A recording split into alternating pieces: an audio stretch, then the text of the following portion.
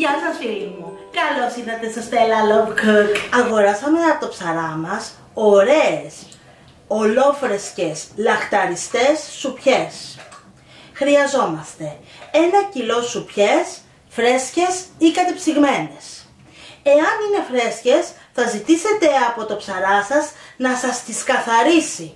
Όμως θα του πείτε να μην σας πετάξει τη μελάνη, γιατί τη χρειαζόμαστε. Εγώ προτιμώ τη φρέσκια σουπιά, γιατί έχει πάνω το δέρμα, τη πέτσα. Εσείς εάν δεν τη θέλετε, μπορείτε να ζητήσετε από το ψαρά σας να σας αφαιρέσει τη πέτσα. Εδώ έχουμε τη μελάνη. Δεν θα τη χρησιμοποιήσουμε όλη αυτή, θα δείτε πώς θα κάνουμε τη μελάνη μας στην πορεία. 6 φρέσκα κρεμμυδάκια. Θέλουμε και το άσπρο, αλλά και το πράσινο μέρος. Όταν θα κόψουμε το κρεμμυδάκι μας, να το ξεπλύνετε 2-3 φορές, ώστε να φύγει η πύρα ή πολύ, για να μην είναι δυσκολοχώνευτο. 2 ξερά κρεμμύδια. Κόβετε σε χοντρό καρέ. Σας έχω δείξει κι άλλες φορές το πώς κάνω το κρεμμύδι μου. Προσθέτω 1 κουταλάκι του γλυκού αλάτι, το αφήνω για 5 λεπτά και μετά το ξεπλένω. Ακριβώς για τον ίδιο λόγο, για να μην είναι δυσκολοχώνευτο. Φυσικά, εσείς εάν θέλετε, μπορείτε να το χρησιμοποιήσετε και χωρίς να κάνετε καμιά προεργασία. Αλλά με αυτόν τον τρόπο, εκτός από ευκολοχώνευτο, γίνεται και πολύ πιο γλυκό το κρεμμύδι. 1 κιλό σπανάκι χοντροκομμένο. Ανατρέξτε στο κανάλι μου και δείτε το βίντεο πώς καθαρίζω και πώς πλένω σωστά το σπανάκι. 1 ματσάκι άνηθο, μισό ματσάκι μαϊντανό, 1 κουταλιά της σούπας πελτέ, 1 κουταλάκι του γλυκού αλάτι. Προσέξτε όμως το αλάτι, γιατί άλλα θαλασσινά είναι αρκετά αρμυρά και άλλα όχι τόσο. Προσέξτε την ισορροπία με το αλάτι σας. 1/8 κουταλάκι του γλυκού πιπέρι. 3/4 κούπας έξτρα παρθένο ελαιόλαδο, 120 γραμμάρια. Προαιρετικά μπορείτε να χρησιμοποιήσετε μισό φλιτζανάκι του καφέ ρύζι, είτε καρολίνα είτε γλασέ, 50 έως 60 γραμμάρια. Προαιρετικά μπορείτε να χρησιμοποιήσετε μισό ματσάκι μάραθο. Φυσικά εάν σας αρέσει η γεύση του ούζου. Για το σερβίρισμα χρειαζόμαστε χυμό λεμονιού. Θα προσθέσετε στο πιάτο σας όσο χυμό θέλετε. Για ποιο λόγο προσθέτουμε το λεμόνι? Ο λόγος είναι ο εξής. Με αυτόν τον τρόπο θα απορροφήσει ο οργανισμός μας το σίδηρο από το σπανάκι. Σε μια μεγάλη ευρύχωρη κατσαρόλα θα προσθέσουμε το ελαιόλαδο και το αφήνουμε να ζεσταθεί. Εάν σας φαίνεται λίγο το ελαιόλαδο σύμφωνα με τα γούστα σας, μπορείτε να προσθέσετε λίγο περισσότερο. Τώρα θα προσθέσουμε το ξερό κρεμμυδάκι. Ανακατεύουμε και σοτάρουμε. Έτσι θέλουμε να είναι το κρεμμύδι. Τώρα είμαστε έτοιμοι να προσθέσουμε το φρέσκο κρεμμυδάκι μας. Το κρεμμύδι μας τώρα θα γίνει γλυκό, γι' αυτό το σοτάρουμε. Θα δείτε ότι στο τέλος το αποτέλεσμα αυτού του φαγητού θα είναι εξαιρετικό. Ανακατέψτε συνεχώς τώρα για να μην μας κολλήσει το κρεμμύδι στο πάτο της κατσαρόλας. Τώρα είμαστε έτοιμοι να προσθέσουμε τις σουπιές. Δίπλα έχω βάλει 1 κατσαρολάκι με νερό γιατί θέλω να βράσει. Σοτάρετε ελαφρά, όχι πάρα πολύ. Σε αυτό το επίπεδο άλλοι μπορεί να προσθέσουν ούζο. Εγώ θα τη φτιάξω έτσι όπως την έφτιαχνε η γιαγιά μου η Στέλλα, παραδοσιακά. Γιατί μην ξεχνάτε ότι οι γεύσεις και οι μνήμες είναι αυτά που έχουμε ζήσει στα παιδικά μας χρόνια. Μυρίζει απίθανα, φίλοι μου.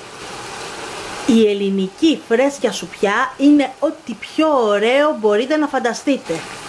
Τη σουπιά μας θα τη σοτάρουμε περίπου 2-3 λεπτά, όχι περισσότερο. Κοιτάξτε, έτσι θέλουμε να αλλάξει χρώμα.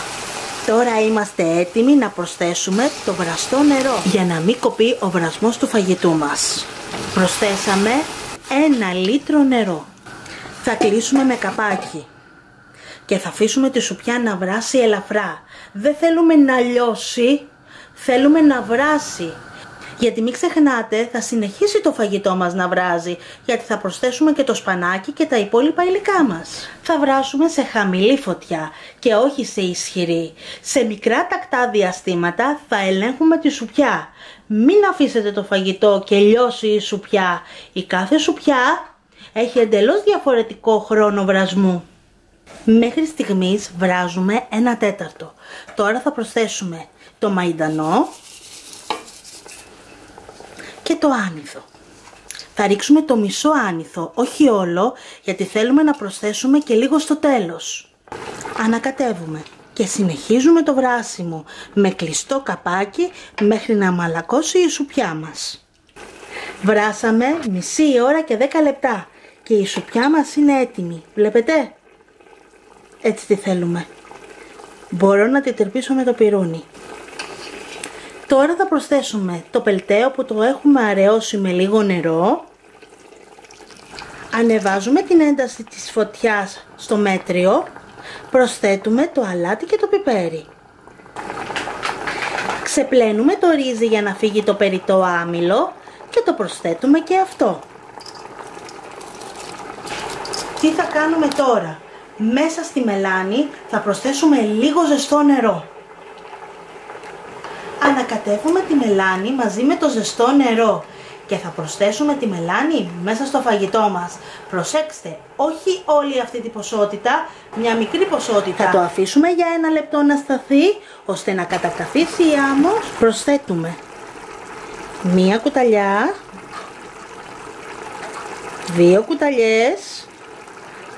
Ανακατέψτε. Μπορείτε να κάνετε όσο σκούρο θέλετε το φαγητό σας με μελάνη. Εγώ με τις 2 κουταλιές είμαι τέλεια. Τόσο θέλω. Τώρα θα προσθέσουμε ζεστό νερό. Και θα προσθέσουμε σιγά σιγά το σπανάκι μας. Όχι όλο μαζί. Όταν πέσει ο όγκος από το σπανάκι μας, τότε θα προσθέσουμε το υπόλοιπο σπανάκι. Μην το βλέπετε τόσο πολύ το σπανάκι και μην σας φοβίζει η ποσότητα. Θα δείτε ότι θα μείνει πάρα πολύ λίγο, γιατί εννοείται το σπανάκι λιώνει. Θα κλείσουμε με καπάκι, ώστε να μπορέσει να πέσει ο όγκος από το σπανάκι μας. Για 1 με 2 λεπτά, όχι περισσότερο. Το σπανάκι μας κατέβηκε και μπορούμε να ανακατέψουμε πολύ πιο εύκολα. Θα σκεπάσουμε στο πλάι, κοιτάξτε, έτσι, όχι τελείως, και θα συνεχίζουμε να βράζουμε το φαγητό μας. Σε μικρά τακτά διαστήματα θα ανακατεύετε, γιατί μπορεί να χρειαστεί να προσθέσετε λίγο νερό επιπλέον. Η ένταση της θερμοκρασίας θέλουμε να είναι στο σιγανό. Στην ουσία αυτό που θέλουμε είναι να μαλακώσει η σουπιά και το σπανάκι. Όχι να λιώσουν, αλλά να μαλακώσουν. Μετά από 20 λεπτά βράσιμο θα προσθέσουμε το υπόλοιπο άνηθο. Η γεύση που θα δώσει στο φαγητό μας θα είναι το κάτι άλλο. Κοιτάξτε πως είναι το φαγητό μας. Δεν θέλουμε ούτε πολύ ζουμερό να είναι, μα ούτε και στεγνό. Το φαγητό μας είναι έτοιμο. Απενεργοποιούμε τη φωτιά. Είμαστε έτοιμοι να το σερβίρουμε και να το απολαύσουμε. Μην βράσετε τον άνηθο, τον θέλουμε έτσι, ομό. Το φαγητό μας είναι έτοιμο για να το απολαύσουμε. Θα προσθέσουμε λίγο ομό ελαιόλαδο από πάνω. Τόσο, όχι περισσότερο. Και θα ρίξουμε μερικές σταγόνες λεμονιού. Το φαγητό μας είναι καταπληκτικό. Φίλοι μου, φτιάξτε το και θα δείτε ότι δεν θα απογοητευτείτε. Είναι μια γεύση εξαιρετική. Μια συνταγή παραδοσιακή της γιαγιάς. Φτιάξτε αυτό το τέλειο, γρήγορο, πεντανόστιμο και καταπληκτικό φαγητό. Μην ξεχάσετε να κάνετε like, να γραφτείτε στο κανάλι μου, να κοινοποιήσετε το βίντεο, αλλά και να μου γράψετε τα σχόλιά σας. Να είστε καλά, φίλοι μου. Πολλά φιλάκια!